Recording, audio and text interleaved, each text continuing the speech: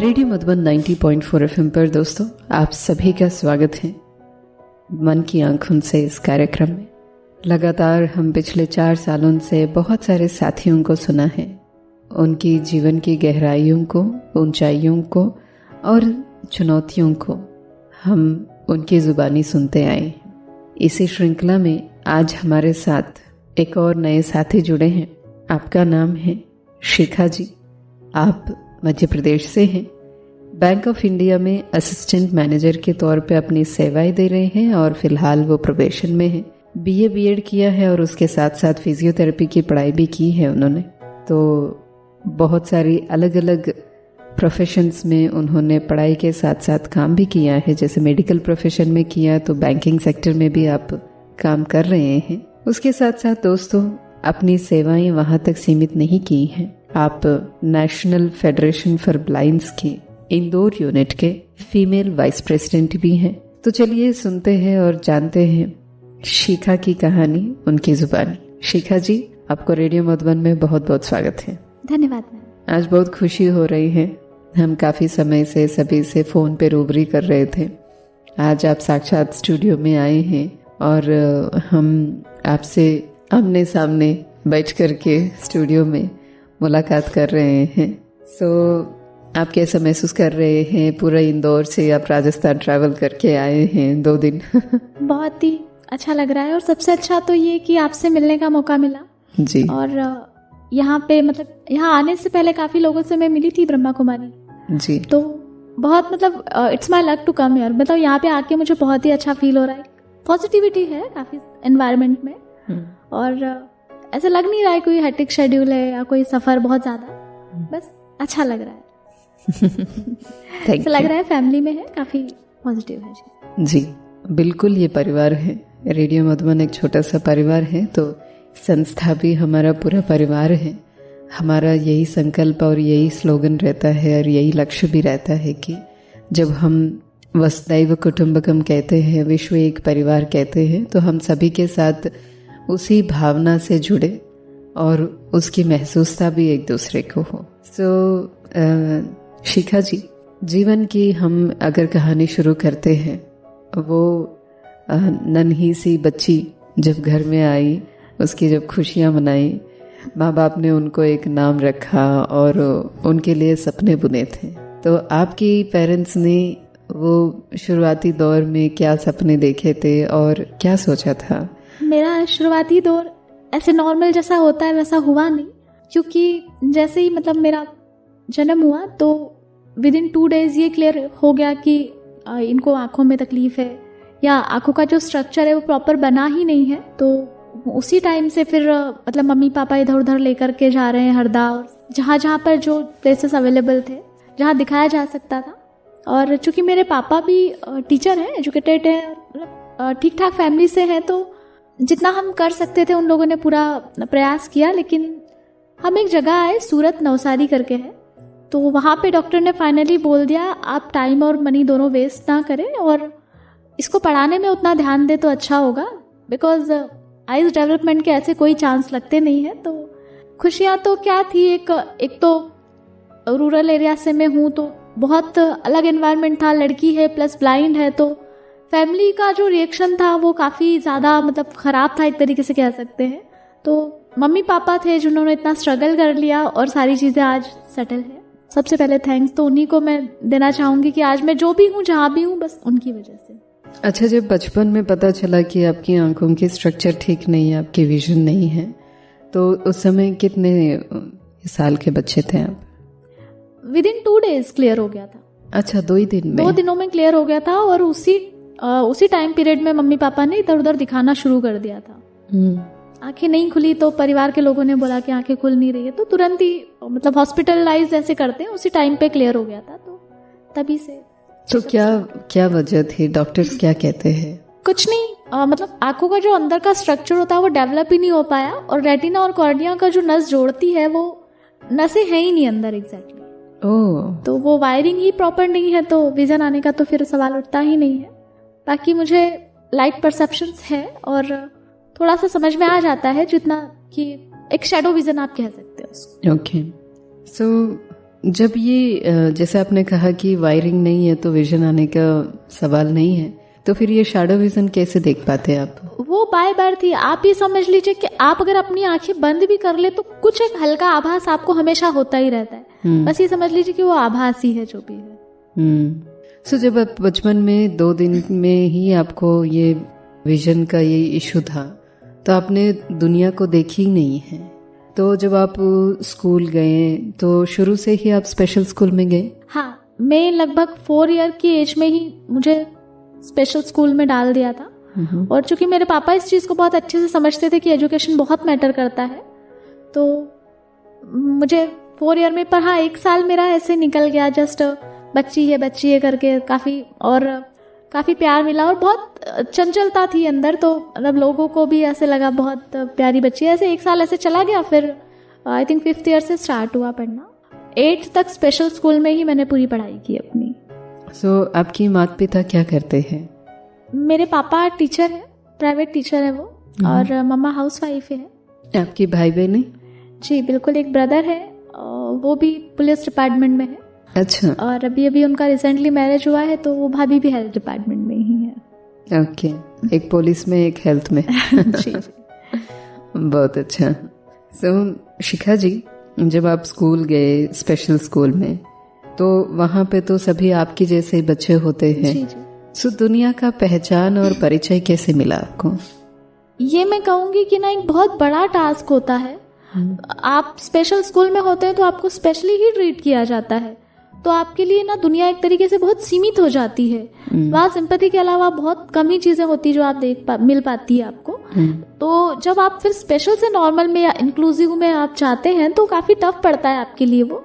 इसलिए मेरा पर्सनली है कि शुरू से ही आपको स्पेशल के साथ इंक्लूसिव एजुकेशन ऐड कर लेना चाहिए, ताकि आप जल्दी एडजस्ट हो जाए सोसाइटी के साथ। बहुत टफ होता है। मैं 9th से फिर पढ़ने के लिए गई थी चिमनाबाई, मतलब एक गवर्नमेंट स्कूल है वहाँ पर, तो काफ़ी सारी इश्यूज रहे जो मुझे फेस करने पड़े। जी। सो आप 8 तक स्पेशल स्कूल में, उसके बाद नॉर्मल स्कूल में आ गए? जी जी, 8th के बाद हमारे यहाँ से, मतलब स्पेशल स्कूल में तो रहते ही, खाने पीने की व्यवस्थाएं सारी वही थी, बट 9th to 12th आपको नॉर्मल स्कूल में भेजा जाता है, ताकि आप एनवायरनमेंट को समझें, सोसाइटी को समझें और सबके साथ आप सामंजस्य बिठा सकें। शायद इसी सोच के साथ वहाँ भेजा जाता है। और बहुत छोटी छोटी चीज़ें आपको, मतलब चूंकि मैं बाय बर्थ ब्लाइंड हूँ, तो मेरे लिए टफ इसलिए भी कि आप एक बहुत साधारण सी बात समझें, तो जैसे आपको हाँ कहना है, नहीं कहना है, उसके लिए आपको कुछ सीखने की ज़रूरत नहीं है। आप ऑलरेडी आपके एक्सप्रेशंस आ जाएंगे, लेकिन हमें वो एक्सप्रेशन तक सीखने पड़े, क्योंकि ये बहुत मतलब मेरे लिए बहुत मुश्किल था। शुरू से आपने कुछ देखा नहीं, तो आप लोगों के रिएक्शंस या उनके एक्सप्रेशंस देख नहीं पा रहे हैं। तो जब आप पर्सनालिटी डेवलपमेंट की क्लासेस कर रहे थे, तो ये सारी चीज़ें आपको सीखनी पड़ी, तो बहुत सारी चीज़ों में आपको एक्स्ट्रा एफर्ट्स लगाने पड़ रहे थे। ये थोड़ा था मेरे लिए टफ। फिर बिहेवियर में भी काफ़ी सारा चेंजेस, क्योंकि आप स्पेशल स्कूल में होते हैं तब आपका बिहेवियर काफ़ी अलग होता है, लेकिन सोसाइटी के साथ बिहेवियर काफ़ी डिफरेंट आपको रखना पड़ता है। थोड़ा सा आपका बिहेवियर का भी बहुत सारी चीज़ों में, मतलब बहुत कुछ सीखने को मिला बाहर जाकर। जी, हम बातचीत कर रहे थे, आपको रोकना पड़ा? नहीं कोई नहीं। आप कह रहे थे क्या? हाँ, इंक्लूसिव स्कूल के बारे में बात। हाँ बताइए, आप कंटिन्यू कर लीजिए। हाँ, बस वही कि काफ़ी सारा, मतलब नया एनवायरनमेंट मिला, नई लड़कियाँ मिली, उनके लिए भी नया एक्सपीरियंस था और हमारे लिए भी काफ़ी नया एक्सपीरियंस था। तो मुझे लगता है हमसे भी उन्होंने बहुत कुछ सीखा और हमने भी उनसे बहुत कुछ सीखा, ऐसा मैं अपने आप में फील करती हूँ। तो अच्छा लगा, बहुत सारा सबको एक दूसरे से कुछ ना कुछ सीखने को मिला। फिर जी, जब आप स्पेशल स्कूल से आप नॉर्मल स्कूल में जब गए हैं इंक्लूसिवनेस के लिए, वैसे एक पहली मुलाकात है आपके लिए भी और उनके लिए भी। ये पहली मुलाकात कैसे रही? शुरू में तो ऐसा था कि हम लोग 8-10 लड़कियों का ग्रुप था, तो वो लोग हमसे ज़्यादा कंफर्ट नहीं थे, क्योंकि उनको लगता था हम अपने ग्रुप में ही ज़्यादा कंफर्टेबल है, और शायद ये सही भी था, हम अपने ग्रुप में ही कंफर्टेबल थे। फिर धीरे धीरे उन लोगों की, हमें उनकी ज़रूरत महसूस हुई, क्योंकि नोट्स चाहिए होते थे, हम इतना जल्दी लिखना और सारी चीज़ों में उतना थोड़ा प्रॉब्लम आता था, तो ज़रूरत के हिसाब से शुरू में तो बातचीत शुरू हुई। फिर वो लोग भी ऐसा समझ रहे थे कि क्या पता ये लोग हमारे साथ कंफर्टेबल हो ना हो, पर धीरे धीरे करके इंटरेक्शन बढ़ता गया। और उन लोगों के लिए मुलाकात कैसी रही ये तो वही बता सकते हैं, पर हमारे लिए मुलाकात काफ़ी अच्छी रही, क्योंकि काफ़ी कुछ उनसे हमने नया सीखा। और सबसे बड़ी बात ये थी कि हमारे लिए भी उनके साथ में कोऑर्डिनेट करने में जो इश्यूज आए उनको टीचर्स ने और बाकी सारे लोगों ने मिलकर के सॉर्ट आउट किया, लेकिन फाइनली अच्छा लगा और बहुत सारी चीज़ें, बहुत सारा ज्ञान हमें वहाँ से मिल गया। कभी चैलेंजेस को फेस करना पड़ा फ्रेंडशिप को बिल्डअप करने में, या फिर सामने वाले व्यक्ति को अपने बारे में समझाने में, आपकी लिविंग स्टाइल को समझाने में? काफ़ी चैलेंजेस आते हैं। और जैसे सबसे एक प्रैक्टिकल चीज़ अगर मैं शेयर करूँ तो सबसे पहले क्या होता है कि कोई भी स्पेशली गर्ल्स किसी को हाथ पकड़ने में शायद उनको कंफर्ट फील नहीं होता है, या थोड़ा सा झिझक महसूस होती है, या पता नहीं। तो ये एक बहुत बड़ा चैलेंज था हमारे लिए। या उन्हें ऐसा भी फील होता है कि ऐसा ना हो कि हम लेकर जाए और ये गिर जाए, या कुछ इस तरीके से इनके साथ कोई इशू क्रिएट हो। तो ये एक बड़ा चैलेंज था।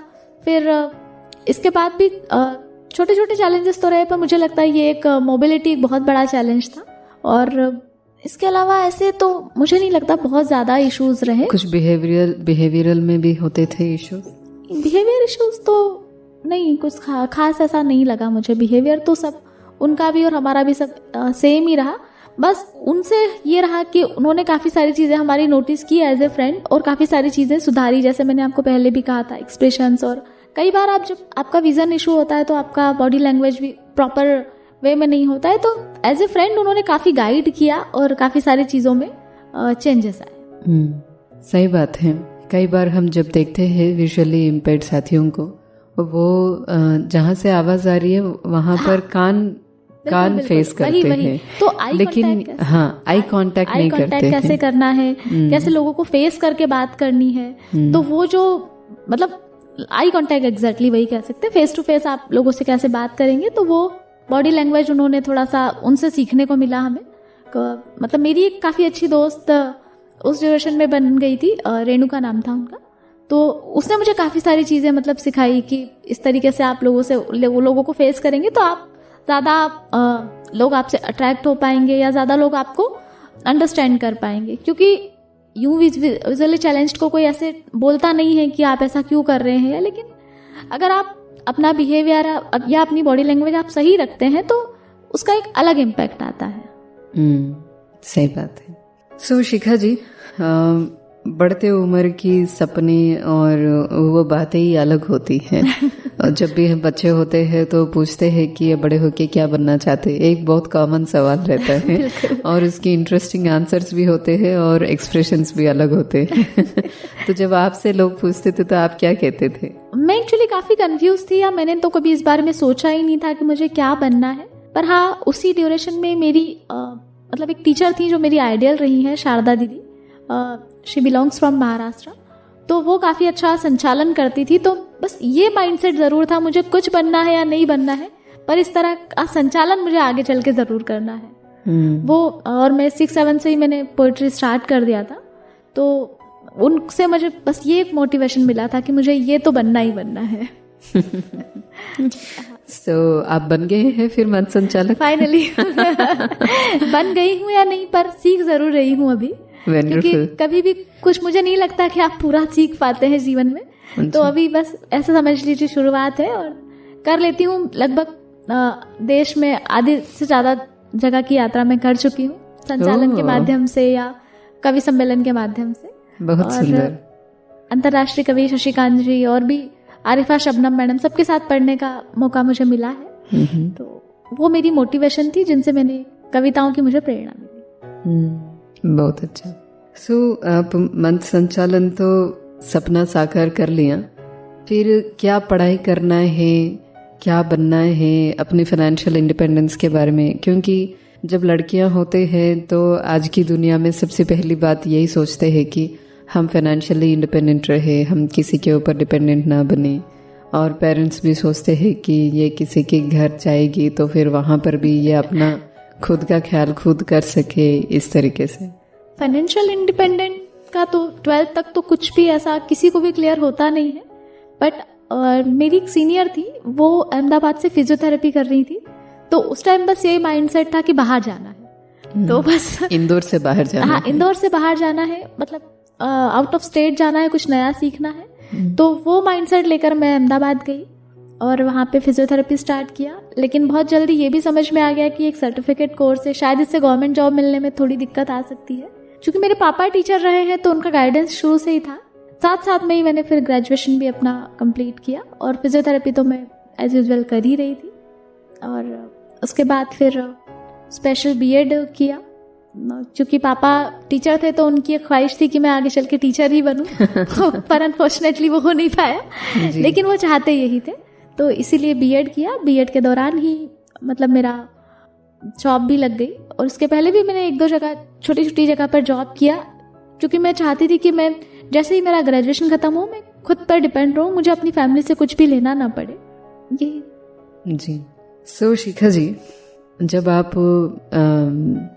पढ़ाई कर रहे थे और ये फाइनेंशियल इंडिपेंडेंस, ये सभी चीज़ें तो ठीक है, धीरे धीरे हमारे अंदर ज़रूरतों के अनुसार और हम जीवन में जैसे आगे बढ़ते हैं ये सभी चीज़ें समझ में आती हैं। तो जब आप पहली बार अपने घर से, अपनी स्टेट से बाहर गए हैं दूसरी जगह पे, जहाँ की भाषा, रीति रिवाज और कल्चर ये सभी चीज़ें अलग है, तो कभी डर नहीं लगा पेरेंट्स को कि ये इंदौर से गुजरात जाएंगे, वहाँ कैसे रह पाएगी, एडजस्ट कर पाएंगे, नहीं कर पाएंगे, इतना दूर है, फिर कभी मिलने जाना है तो ओवरनाइट तो नहीं जा सकते? पेरेंट्स तो बिल्कुल भी एग्री ही नहीं थे। सबसे पहली चीज़ तो ये थी, सिर्फ एक पापा ही थे जिन्होंने बिल्कुल, मतलब मैं तो बिल्कुल क्लियर थी कि मुझे जाना है, मेरा विज़न क्लियर था। और मम्मी और बाकी जो फैमिली मेम्बर्स है सबका, नहीं इतना दूर, एक तो लड़की को कहाँ भेजेंगे इतना दूर, जैसा आपने कहा कि जा भी नहीं सकते हैं तो। लेकिन पापा को लगता था कि हाँ मैं कुछ कर लूँगी, तो उन्होंने बहुत सपोर्ट किया इस मामले में। पर वहाँ जाकर भी मुझे भी कुछ टाइम तो ऐसे ही लगा कि शायद मुझे नहीं आना चाहिए था। बहुत सारी प्रॉब्लम्स रही, लेकिन धीरे धीरे सारी चीज़ें सॉल्व होती गई और फिर लगा कि वहाँ से काफ़ी कुछ नया सीखने को मिला। So usually physiotherapy for blinds जो स्पेशल सर्टिफिकेट कोर्स होता है ये नॉर्मल नहीं है ना? ये स्पेशली ब्लाइंड्स के लिए ही डिज़ाइन किया रहता है। तो वहाँ जाने में भी, मतलब वहाँ जाने के बाद भी मुझे ऐसा लगा कि क्योंकि एक तो वहाँ मल्टी डिसेबल स्कूल में रहना था आपको, तो आपने अभी तक अगर कोई डिसेबिलिटी देखी थी तो वो सिर्फ ब्लाइंड जी, आप उन्हीं के साथ रहे हैं। मल्टी डिसेबल दैट मीन्स कि आप डेफ एंड डम के साथ भी रह रहे हैं जी, मेंटली रिटायर्ड बच्चे भी आपके साथ ही है, प्लस में जो ऑर्थोपेडिकली हैंडीकैप्स होते हैं, तो सबके साथ एडजस्ट करना ये बहुत बड़ा टास्क था। क्योंकि सबके अपने अपने इश्यूज होते हैं और सबके अपने अपने प्रॉब्लम्स होते हैं, और खास करके अगर आपको डेफ एंड डम के साथ कम्युनिकेट करना है तो ये बहुत ही टफ हो जाता है आपके लिए, क्योंकि वो क्या बोल रहे हैं आप देख नहीं सकते और वो सुन नहीं सकते। तो ये बहुत कैसे तालमेल बिठाया फिर आपने? ये बहुत, हाँ, मैंने थोड़ी थोड़ी साइन लैंग्वेज सीखी क्योंकि और कोई चारा नहीं था। तो मुझे लगता है उनका एक स्वभाव होता है कि अगर आप लुक वाइज थोड़ा सा अच्छे हैं तो वो आपसे थोड़ा जल्दी अट्रैक्ट हो जाते हैं, पर उनका एक नेचर होता है वो बहुत हेल्पफुल होते हैं। मैंने फील किया अपने लेवल पे। तो बस हाँ थोड़ा सा ये रहता है कि वो बोल नहीं पाते हैं तो हाइपर थोड़ा जल्दी हो जाते हैं, लेकिन अगर आप कोशिश करते हैं थोड़ी, तो बहुत ज़्यादा नहीं लेकिन थोड़ा बहुत तालमेल तो बैठ ही जाता है जितनी आपकी ज़रूरत है। पर और बहुत सारे इश्यूज रहे, खास करके खाने को लेकर के, क्योंकि वहाँ का और हमारे यहाँ के खाने में बहुत डिफरेंस था। तो लगभग 1 महीने तक कुछ भी मन ही नहीं करता था कि यहाँ कुछ खाए, और खाते थे तो बिल्कुल 1 महीने मुझे ऐसा लगा कि मेरा डिसीजन बहुत गलत था। लेकिन जैसे ऑर्थोपेडिकल हैंडीकैप है, उन लोगों को ऐसे हाथ से चलना होता है, और तो आप चप्पल पहन के वहाँ चल रहे हैं, तो बहुत सारा ऐसा लगता था कि आप शायद उनको आपकी वजह से तकलीफ है, और आपने कभी घर से जब बाहर निकले हैं तो आप हमेशा किसी न किसी के साथ निकले हैं। तो वहां जाने के बाद आपको तुरंत स्टिक उठा के जाना है और रोड पे चलना है। कभी आपने मोबिलिटी सीखी नहीं है। मुझे आज भी वो दिन याद है, मेरा ओपीडी टाइम था और मैंने मैडम को बोला कि मैम मुझे जाना है, किसी को भिजवा दीजिए। देन शी सेड कि स्टिक उठाओ और चले जाओ, कौन आपकी हेल्प करेगा। तो मैं समझ ही नहीं पा रही थी कि मुझे कैसे जाना है, कैसे जाऊंगी। पर वहाँ वार्डन काफ़ी स्ट्रिक्ट भी थी और काफ़ी उनकी बदौलत ही है कि मेरी थोड़ी बहुत मोबिलिटी हो पाई। फिर मैं गई और उस दिन के बाद मेरे अंदर एक कॉन्फिडेंस आया कि मैं अकेले चल सकती हूँ। तो कुछ कुछ मोमेंट्स वहाँ ऐसे रहे जिन्होंने मेरी लाइफ में काफ़ी सारे एक बड़े चेंजेस लाए, बदलाव लेके। बहुत अच्छा। सो जब आप मल्टी डिसेबल्ड लोगों के साथ अहमदाबाद में ब्लाइंड स्कूल में पढ़ाई किया, एक उम्र के बाद हमारे शरीर में भी बहुत सारे चेंजेस आते हैं। सो इन सभी चीज़ों को कैसे आपने आदत डाली कहो, क्योंकि वो महिलाओं के तो बाय डिफ़ॉल्ट चीज़ें होते हैं, जो फिजिकल ग्रोथ होता है, जो चेंजेस आते हैं शरीर में। सो ये सभी चीज़ें कैसे आप सीखते समझते और अपने आप को मैनेज करते हैं? जब बाहर जाना आप तो सीख गए हैं, लेकिन एक और चीज़ लोगों को सामना करना भी होता है और टाइमली आप अपने आप को अवेलेबल रखना और समझना कि सामने वाला व्यक्ति कैसा है और मेरी सिचुएशन क्या है। एक्चुअली हम को एजुकेशन में थे जी, तो वहाँ पे सभी थे, गर्ल्स बॉयज सभी लोग। और मुझे लगता है कि डिसेबिलिटी हो या कुछ भी हो, बट सबसे पहले आप एक ह्यूमन बीइंग है, तो सारी चीज़ों की आपकी एक डिज़ायर होती है। सही बात है। तो वो तो रहता ही है। और लेकिन फिर भी फर्स्ट पॉइंट मेरे लिए स्टडी था, तो उस पर फोकस रखा। और उसके बाद फिर सभी चीज़ें साइड बाय साइड, आप उम्र के साथ जो कुछ भी होता है वो सब, तो दोस्ती भी रही। और एक जो चीज़ है कि आप चेंजेस का जैसे आप कह रहे हैं, तो मुझे लगता है वो तो सारी चीज़ें नेचुरली है। आपके सीनियर से आप कुछ सीख लेते हैं, कुछ आपको, ये मुझे लगता है नेचुरल गॉड गिफ्ट है, जो कुछ ऐसा ज़्यादा सीखना नहीं पड़ा, सब अपने आप मैनेज होता गया, समझ में आ जाता है ऑटोमेटिकली। वो एक सिक्स्थ सेंस होता है या इंस्टिंक्ट होता है, जो वैसे चीज़ें समझ में आ ही जाते हैं। हाँ, सिक्स्थ सेंस। और मुझे तो काफ़ी ज़्यादा, मतलब उससे पहले ही काफ़ी बॉडी में ऐसे चेंजेस आ जाते हैं कि सब समझ में आ जाता है। आप पेन फील कर रहे हैं, बहुत सारे कुछ ऐसे इश्यूज हो जाते हैं कि आपको क्लियर हो जाता है। थोड़ी दिक्कतें, बाहर जाते हैं तो कहीं ना कहीं थोड़ा सा इशू रहता है, लेकिन अब तो ऐसा है कि सब हैबिचुअल हो गए हैं। पहले थोड़ा सा, कई बार थोड़ा इशू रहा भी, कई बार दिक्कतें आई भी, लेकिन धीरे धीरे अब सब कुछ मैनेज हो जाता है। रही बात आप जैसा कह रहे थे कि कैसे आप लोगों को समझ पाते हैं कि कौन सही है कौन गलत है, तो ये बहुत बड़ी बात थी मुझे। मतलब शुरू में जब हम, चूँकि मैंने आपको बताया 12th तक हम बिल्कुल गर्ल्स के साथ पढ़े थे, तो कई बार क्या होता है, कोई आपको नॉर्मली सिर्फ अगर आपका हाथ पकड़ रहा है सिर्फ इसलिए भी कि आपको हेल्प करना है, तो भी आपको वो गलत ही लगता था। तो बहुत मुश्किल था वो डिफरेंशिएट करना मेरे लिए। बहुत, मतलब मुझे 1 साल लग गया वो समझने में। बहुत डिफरेंशिएट करना मुश्किल हो गया था, क्योंकि मुझे सबका ऐसे लगता था कि सब गलत ही है। तो धीरे धीरे लेकिन सब कुछ एडजस्ट हुआ, और बाहर जाकर के तो आप बहुत सारा आप में चेंजेस आता है।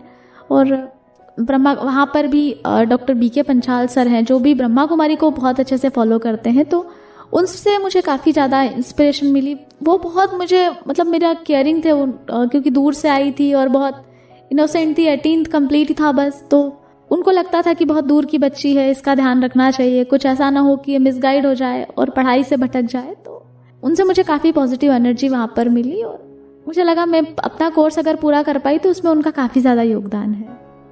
जी, जैसे आपने कहा कि अगर कोई हाथ पकड़ते हैं तो ही डर लगता है, कि क्योंकि पता नहीं है कि वो अच्छा है बुरा, ये सभी चीज़ें। सो आप कैसे फिर लोगों की नज़रिया को समझने लगे, क्योंकि आप पब्लिक में ट्रैवल कर रहे हैं, अकेले ट्रैवल कर रहे हैं, कोई किस नज़र से आपको देख रहे हैं, वो एरिया सेफ है नहीं है, सुनसान जगह है, पब्लिक एरिया है, बहुत सारी कॉम्बिनेशंस होते हैं। हम जब सफ़र में जाते हैं, बहुत सारे प्रकार के लोग होते हैं, अच्छे बुरे और सहयोग करने वाले या फिर फ़ायदा उठाने वाले, इस प्रकार से। कैसे समझ में आता है, तो वो इसमें तो ऐसा है मैम कि कुछ तो आपका सिक्स सेंस भी काफ़ी काम करता है, कि आप चाहे आपको विज़न हो ना हो, एक नॉर्मल बात है कि आप अब की डेट में तो आप टच से समझ जाते हैं, गुड टच और बैड टच बहुत अच्छे से आपको क्लियर हो जाता है। वो टाइम ड्यूरेशन अलग था जब समझने में काफ़ी दिक्कत होती थी, लेकिन आज की डेट में तो अगर आपका कोई हाथ पकड़ता है तो बहुत इजीली समझ में आ जाता है कि उसका क्या इंटेंशन हो सकता है। और बाय चांस अगर आप ना भी समझ पाए तो काफ़ी सेफ्टी मेजर्स अब मैं जैसे फॉलो भी करने लगी हूँ। अगर मैं ऑटो में जा रही हूँ तो मैं अपना लोकेशन अपने किसी परिचित को सेंड कर देती हूँ, लाइव लोकेशन, ताकि मैं सेफ फील करूं। और कोई आज तक ऐसे कोई इंसिडेंट्स मेरे साथ वैसे हुआ भी नहीं है, लेकिन फिर भी मैं सेफ्टी मेजर्स हमेशा फॉलो करती हूँ और स्टिक हमेशा साथ में होती है ताकि कोई भी ऐसी सिचुएशन आ जाए तो मैं आराम से फेस कर सकूं। और ये तो भगवान का मैं बहुत थैंक्स कहना चाहूँगी कि ऐसा कुछ भी आज तक ऐसा कुछ नहीं हुआ जो मुझे मतलब अंदर तक डरा के रख दे कि लोग बुरे हैं। मुझे तो अभी तक जब भी कुछ जो भी लोग मिले हैं काफ़ी अच्छे और काफ़ी हेल्पफुल ही मिले हैं। तो बहुत अच्छा है, शुक्र है आपके साथ ऐसा ही अच्छे अच्छे लोग मिलते रहे और आप हमेशा संतुष्ट रहे, सेफ रहे। हाँ। सो शिखा जी, हमने बहुत सारी बातें कर लिया है। कुछ पोएट्री हो जाए जो आप लिखते हैं, तो किस प्रकार की कविताएं लिखते हैं? यूजुअली मैं मोटिवेशनल ही ज़्यादा लिखती हूँ, तो मैं अपनी बस 4 लाइनें आपको सुनाना चाहूँगी जी। कि याद करे जो भी बस गर्व करे आप पर, काम कोई ऐसा तो महान कर जाइए, धरती पे जीवन ये सार्थक हो जाएगा, आप बस एक योगदान कर जाइए। तो आप सब आज मेरी विनती को मान कर मुझ पर एक एहसान कर जाइए, और जीवन में किसी के उजाला कर देंगे आप, मरने के बाद नेत्रदान कर जाइए। वंडरफुल। सो ऐसे छोटे छोटी पोएट्री लिखते हैं आप? हाँ, मैं इस तरह की 4-4 पंक्तियां ही लिखना पसंद करती हूँ, क्योंकि मैं प्रोफेशनली प्रोग्राम्स करती हूँ तो अभी के एनवायरनमेंट को समझती हूँ और इसी तरीके का आजकल ज़्यादा सुना जाता है मुक्तक, तो उसी तरीके का लिखती भी हूँ। कभी लड़कियों की पढ़ाई और इन विषयों के ऊपर कभी लिखने की कोशिश की? मैंने गर्ल्स की पढ़ाई को लेकर के उतना कभी नहीं लिखा, बस मैंने ज़्यादा से ज़्यादा जो लिखा है वो नेत्रदान पर थोड़ा ज़्यादा लिखा है। और कुछ एक चीज़ें जो मैंने लिखी, मतलब मैंने अपनी लाइफ को ज़्यादा लिखा है जीवन में, क्योंकि उससे मुझे बहुत कुछ खुद से ही मुझे काफ़ी सारी चीज़ें जो मैंने अपने लेवल पे फील की, अपनी लाइफ में जो फील की, वही मैंने अपनी पोइट्री में ज़्यादा उन चीज़ों को उतारा। जी, वेरी गुड। सो शिखा जी, एक चीज़ मैंने मतलब आज तो हम लोग काफ़ी डेवलप सिटी में रह रहे हैं और काफ़ी अच्छी जगह पर हैं, वेल सेटल हैं, तो समाज में एक अलग आपका इमेज होता है। लेकिन मैं, चूँकि मैंने आपसे पहले भी कहा था कि मैं एक रूरल एरिया से हूँ, तो वहाँ पर जो फीलिंग्स होती है लोगों की, बस वो मैंने एक 4 लाइनें लिखी थी जी। कि एक फूल खिले तो गुलिस्तान बना देते हैं लोग, एक फूल खिले तो गुलिस्तान बना देते हैं लोग, पर किसी बेबस को और भी बेजान बना देते हैं लोग, और बहुत मुश्किल हो जाता है जीना उसका, बहुत मुश्किल हो जाता है जीना उसका, जब उसकी कमी को उसकी पहचान बना देते हैं लोग। मैं समझ सकती हूँ। क्योंकि आपका टैलेंट, आपकी सारी प्रतिभाएं वहां पर खत्म हो जाती है जहां सिर्फ आपकी कमी को लोग समझते हैं। तो मैं सिर्फ सोसाइटी से यही कहना चाहूंगी कि हर व्यक्ति में अपने आप में एक टैलेंट होता है और सबसे पहले आप उसे समझें। जी, सही कहा आपने। व्यक्ति की पहचान उसकी कमजोरी नहीं होती है, व्यक्ति की पहचान उसकी प्रतिभा, उसकी जज्बा होता है। सो शिखा जी, आप अभी इस मुकाम तक पहुंचे कि नौकरी भी कर रहे हैं, ट्रैवलिंग भी कर रहे हैं, और जैसे आपने कहा कि आधी भारत आपने घूम चुके हैं अपनी कविताएं और स्टेज कोऑर्डिनेशन, कवि सम्मेलन, इन सभी चीज़ों के लिए। जब आप फिजियोथेरेपी का पढ़ाई किया और आपने मेडिकल फील्ड में भी काम किया, तो उसकी अनुभव के बारे में कुछ बताइए। मैंने जब जॉब ज्वाइन किया तो मुझे पहले ऐसा लगता था कि मुझे बहुत नॉलेज है, मुझ में बहुत सारी चीज़ें हैं, बहुत टैलेंट है, ये मैं अपना लाइफ का एक ऐसा एक्सपीरियंस है। लेकिन जब मैंने जॉब ज्वाइन किया तब मुझे रियलाइज़ हुआ कि मुझे कितना कुछ सीखना बाकी है, क्योंकि आपके लिए लोगों का नज़रिया बहुत डिफरेंट होता है और सबको एक्सप्लेन कर पाना कि आप काम कर सकते हैं, आप में बहुत पोटेंशियल है, ये बहुत टफ जाता है आपके लिए। क्योंकि एक तो मेडिकल फील्ड है और वहाँ पे सबसे पहला टास्क उनके लिए यह था कि हम ब्लाइंड को काम देंगे क्या। सबसे बड़ी चीज मेरी लाइफ में वो एक्सपीरियंस मुझे हमेशा याद रहेगा कि मुझे सीट देने के लिए भी लोग सोच रहे थे कि इनको कौन सा कैबिन दे, कहाँ बिठाए, और कैसे कैसे एडजस्ट करेंगे। तो वो मेरी लाइफ में बहुत क्रूशियल मोमेंट्स था कि बहुत फील हुआ मुझे कि जॉब लग गई या मैं ये जॉब छोड़ दूं, क्योंकि 8-10 दिन तो ऐसे जा रहे थे, ना कोई मुझसे ठीक से बात कर रहा था, ना मैं किसी के साथ कोऑर्डिनेट कर पा रही थी। तो अपने आप को समझाने में, अपने आप को प्रूव करने में मुझे बहुत समय लग गया वहाँ पर। तो धीरे धीरे करके चूँकि आपको कंप्यूटर वर्क भी करना है तो आपको सॉफ्टवेयर की ज़रूरत है, तो सॉफ्टवेयर मिलने में काफ़ी टाइम लगा। और लेकिन जब मैंने खुद को प्रूव कर लिया, एज ए काउंसलर मैंने वहाँ पे जॉब किया है, इसमें फैमिली प्लानिंग में, तो जब मैंने प्रूव कर लिया तब लगा कि हाँ आप काफ़ी कुछ कर सकते हैं, आप में काफ़ी पोटेंशियल है। और जब तक मैं ये सब चीज़ें कर पाई तब तक मेरी दूसरी जगह जॉब लग गई। तो बाकी आज उतना मैंने किया है कि अब अगर कोई भी व्यक्ति वहाँ पर जाएगा, ब्लाइंड पर्सन, तो उसको कोई ऐसी प्रॉब्लम फेस नहीं करनी पड़ेगी जो मैंने वहाँ पर जितना जो भी स्ट्रगल मैंने वहाँ किया। क्योंकि एक तो जैसा आपने कहा नज़रिए का, ये चीज़ स्वास्थ्य विभाग में काफ़ी ज़्यादा देखी जाती है, क्योंकि वहाँ पर आपको कह लोग दीदी रहे हैं, लेकिन सीरियसली आपको किस नज़रों से देखा जा रहा है, आपको जब तक चीज़ें मैंने समझी तब तक कई बार ऐसा भी हुआ कि मेरे बारे में काफ़ी कुछ ऐसी चीज़ें उड़ गई जो मैंने सोचा भी नहीं था। तो क्योंकि आप तो सिर्फ हेल्प ले रहे हैं किसी से, और कौन आपके बारे में क्या कह रहा है आपको बिल्कुल पता नहीं होता है। तो बहुत कुछ सीखने को मिला कि किस तरीके का प्रॉब्लम्स आपको हो सकता है, हेल्प लेना भी कई बार आपके लिए कितना भारी पड़ सकता है, ये वहाँ से मुझे सीखने को मिला। सही बात है, जिंदगी हमें बहुत कुछ सिखाती है, बस सीखने की एक पेशेंस और जज्बा रखना बहुत ज़रूरी होता है। शिखा जी, फिर आप मेडिकल प्रोफेशन से जब आप बैंकिंग फील्ड में आए हैं, उसके लिए कैसे तैयारी की आपने? सबसे पहले तो मैं ये कहना चाहूँगी कि मैं बहुत खुशनसीब थी कि मुझे इतने समय तक किसी की सेवा करने का मौका मिला। मेडिकल फील्ड में रहते हुए मैंने मुझे अच्छा लगा कि मैं काफ़ी लोगों की मदद कर पाई, क्योंकि धीरे धीरे मैंने अपना एक ऐसा स्थान बना लिया था कि चाहे मेरे परिवार के लोग हो या आसपास, क्योंकि मुझे सोशल वर्क का शुरू से ही काफ़ी क्रेज़ रहा है। तो मैंने काफ़ी ब्लड डोनेशन कैंप किए, काफ़ी लोगों को ब्लड डोनेट करने के लिए इंस्पायर किया। वहाँ पर भी बहुत कोविड के टाइम में भी काफ़ी लोगों को ऑक्सीजन सिलेंडर अवेलेबल करवाए, और ऐसे कुछ काम मैंने किए कि मुझे ऐसा खुद लगा कि ये फील्ड में अगर मैं नहीं आती तो शायद मुझे ये मौका नहीं मिलता लोगों की सेवा का या लोगों की मदद का, जो मुझे इस फील्ड में आने से मिला।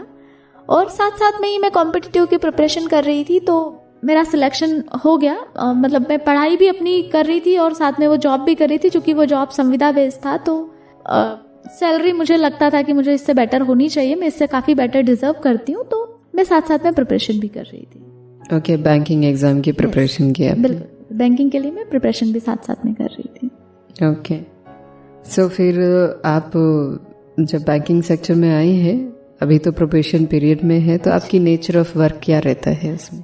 अभी तो मेरा nature of work loan recovery रहता है, और वहाँ तो खैर ऐसा कोई दिक्कत होती नहीं, क्योंकि बैंकिंग सेक्टर में काफ़ी ब्लाइंड पहले से ही है। तो वहाँ उन लोगों के लिए अंडरस्टैंडिंग कोई बिल्कुल भी टफ नहीं गया वहाँ तो मुझे, क्योंकि अब इतने सालों का एक्सपीरियंस भी था, कैसे लोगों को डील करना है, सारी चीज़ें पता थी। तो अभी लोन रिकवरी का काम मैं देखती हूँ, साथ साथ में पब्लिक डीलिंग भी होता है, जैसे मे आई हेल्प यू का जो रहता है, कस्टमर की जो भी कंप्लेंट्स है वो सारा काम देखना, और रिकवरी के लिए कॉल पे भी होता है और कई बार फील्ड पे भी जाना पड़ता है। तो दोनों चीज़ें अब आराम से मैनेज हो जाती। जी, आप इतनी सारी शहर घूमे, ये सभी चीज़ें, सबसे अच्छी चीज़ आपको क्या लगी है, और आपने कैसे दुनिया को देखा है जब आपने आधा भारत देख लिया है, घूम चुके हैं? सबसे अच्छा मुझे तब लगता है जब कई बार लोग आपको खुद कहते हैं कि आप हमारे लिए इंस्पिरेशन हो। तो ये चीज़ मुझे सबसे अच्छी लगती है। एक्चुअली बहुत बड़ी बात हो जाती है आपके लिए जब आप किसी के लिए इंस्पिरेशन बन जाते हैं।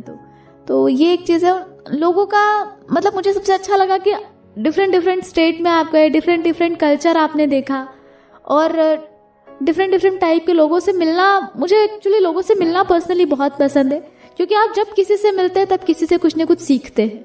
तो ये एक चीज़ मुझे अच्छी लगी वहाँ सभी जगह जा कर के। और मैंने जो सबसे बड़ी चीज़ सीखी सब जगह जाके, टीम वर्क और मैनेजमेंट जी, तो वो मुझे काफ़ी ज़्यादा सीखने को मिला। और उसी से इधर उधर घूम के मुझे समझ में आया कि मैं इससे अलग भी बहुत सारी चीज़ें कर सकती हूँ, खुद प्रोग्राम ऑर्गेनाइज कर सकती हूँ। तो टीम वर्क सीखा, मैनेजमेंट सीखा लोगों से मैंने वहाँ पर। सबसे अच्छा यही लगा मुझे, और अलग अलग तरीके की संस्कृति को जानने का मुझे मौका मिला, तो काफ़ी। जब आप अलग अलग स्टेट्स में अलग अलग प्रोग्राम करने जब जाते हैं तो वहाँ पर जो साइट सीइंग के प्लेसेस होते हैं, टूरिज्म प्लेसेस होते हैं, वो भी देखने जाते हैं? बिल्कुल बिल्कुल। ज़्यादातर जगह मैं चाहती हूँ तो पापा साथ होते हैं। अच्छा। तो पापा साथ होते हैं तो फिर हर जगह जाने का मिलता है, और वो काफ़ी अच्छे से विजुलाइज करवा भी देते हैं चीज़ें, इतना अच्छे से वो डिस्क्राइब करते हैं कि सारी चीज़ें समझ में भी आती है। तो मुझे काफ़ी चीज़ों का मतलब पता चल जाता है। और आपने पापा को कमेंटेटर बनना बहुत अच्छा सिखा दिया फिर। वो मुझे लगता है वो शुरू से थे। और उनका खुद का सपना था एक कवि बनने का, जो वो अगर पूरा नहीं कर पाए तो वो बाय डिफॉल्ट मुझ में आ गया।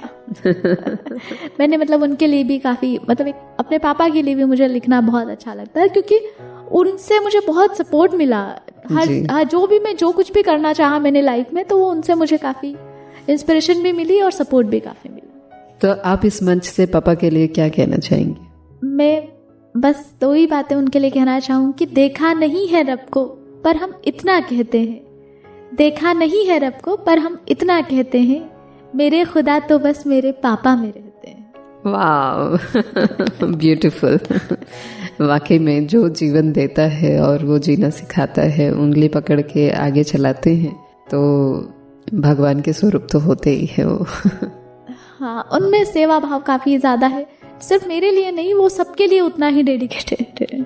जी, शायद इसीलिए आप उनके घर में जन्मे हैं। हाँ, वो कहते भी हैं कि मतलब मुझे तो लगता है कि भगवान ने मुझे मतलब एक बहुत ही अच्छा मौका दिया है कि मैं किसी के इतना काम आ पा रहा हूँ। जी, काफ़ी। कभी एक पल के भी उनको मायूसी नहीं हुई कि काश मेरी बेटी भी देख पाती तो मैं और भी बहुत कुछ कर सकता? मुझे नहीं लगता, मुझे लगता है कि उन्होंने मुझे काफ़ी मतलब उनको मायूसी नहीं हुई, बिल्कुल भी मुझे ऐसा फील नहीं होता। इवन मुझे आज भी एक टाइम याद है, मेरा बैंकिंग का इंटरव्यू था, तो जब मेरे साथ एक इंसिडेंट हुआ उसी इंटरव्यू में, और वो मैंने जब उनको सुनाया तो उन्होंने मुझे बोला बस यही था कि मैं आपसे लाइफ में चाह रहा था कि यही मतलब मैंने जो कुछ सिखाया उसका फल मुझे आज मिल गया। तो वेरी गुड। तो क्या था वो इंसिडेंस? मुझे बैंकिंग में जब इंटरव्यू था तो लास्ट में एक क्वेश्चन पूछा गया कि आपकी स्ट्रेंथ क्या है और आपकी जो वीकनेस क्या है। जी। तो मैंने बोला वीकनेस तो मुझ में ऐसे कुछ है नहीं, क्योंकि मेरा सर्कल इतना अच्छा था कि मेरी सारी वीकनेस धीरे धीरे करके खत्म हो गई, और मेरी स्ट्रेंथ मेरी डिसेबिलिटी है। तो शी वाज शॉक्ड कि डिसेबिलिटी किसी की स्ट्रेंथ कैसे हो सकती है।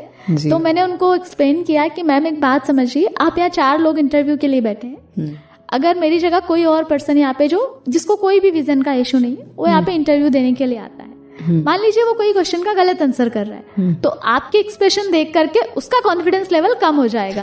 लेकिन मैं जो भी कह रही हूँ मेरा कॉन्फिडेंस एज इट इज रहेगा, because I can't see your expressions. तो मेरे लिए जो भी है बिल्कुल कॉन्फिडेंस एज इट इज बना रहेगा। तो मुझे लगता है कि ये मुझे बहुत बड़ा एडवांटेज मिला है अपनी डिसेबिलिटी का।